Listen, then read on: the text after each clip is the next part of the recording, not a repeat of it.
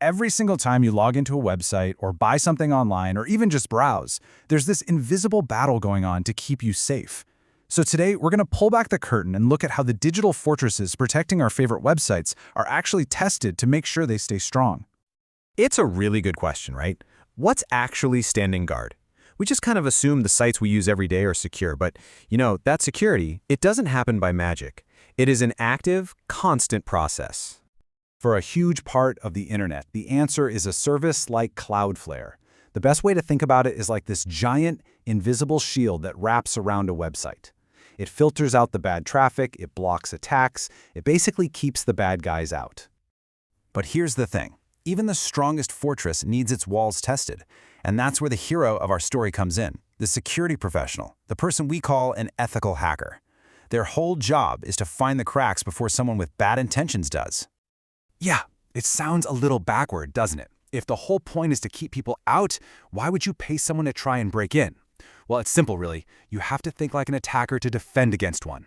By finding the weaknesses yourself, you can patch them up and make the defenses even stronger. This is the whole idea behind what we call penetration testing. Okay, and this is a really, really critical distinction to make. On one side, you have the ethical hacker, the penetration tester. Their goal is to help. They have permission, and the result of their work makes everyone safer. On the other side, you've got the malicious attacker. They act illegally, without permission, and they're just out to cause harm. For the rest of this explainer, we are staying firmly in the world of the authorized professional. And we're not just talking about some hobbyists tinkering in their basement. These are highly skilled cybersecurity professionals, dedicated penetration testers, and people who are in school, formally training to get into web security. It's a serious job with a very serious mission. So every professional needs their tools, right? A carpenter has a hammer, a surgeon has a scalpel, and a penetration tester has some pretty specialized software. Let's take a look at one of those tools. You can think of it as a professional skeleton key for testing all those digital locks. The tool is called OpenBullet, and at its core, it's all about automation. It's designed to test things like, hey, can this login system handle thousands of attempts at once? Or are the website security protections actually working? It basically puts a website's defenses under a stress test to see how they hold up under pressure. So, how does a pro actually use a tool like this to run a test? Well, it's not just random clicking. It's a very strategic process with a clear blueprint. Let's break down the main stages. The whole process follows a pretty logical path. First up is configuration. That's where you aim the tool at the target. Then comes masking, which is all about making the test look like a real distributed attack. The real magic is in the automation step, where the tool tries to solve security puzzles on its own. And finally, validation.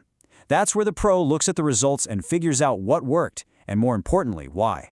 Now, that second step, masking, is super important, and it usually involves using things called proxies. A proxy is really just a middleman server. By sending the test through hundreds or even thousands of different proxies, a security tester can make it look like an attack is coming from all over the world at once, which is a much more realistic way to test a website's defenses. And this right here is the whole point of the exercise. The win isn't just getting past the security. The real prize is the data. Understanding exactly what setting, what mistake, or what kind of request made the bypass possible. That's the information that lets developers go back and strengthen the fortress. All right, so we've talked about the tools, we've talked about the techniques, but honestly, none of it means anything without the single most important piece of this entire process, the ethical code. There is one rule that you just cannot break. This quote is pulled directly from the source material for this explainer, and it could not be more clear. This kind of work is for educational and professional purposes, period. And it absolutely 100% requires explicit permission from the owner of whatever system you're testing. Let's be crystal clear about this. Permission is everything. Without it, you are not an ethical hacker. You're a criminal. There is no gray area. This is the bright, uncrossable line that separates a security pro from a malicious attacker. And the stakes here are incredibly high. Trying to do this without authorization isn't just a bad idea, it's illegal. It can land you in serious legal trouble. The entire field of professional cybersecurity is built on a foundation of trust and consent between the person testing and the company that owns the system. And that kind of leaves us with a final, really important question to think about. As our digital world gets more and more complex and the security walls get higher and smarter, well, the need for skilled, ethical professionals who can build even better tests becomes more critical than ever. It's this constant cycle of innovation on both sides, all to keep our digital lives safe and secure.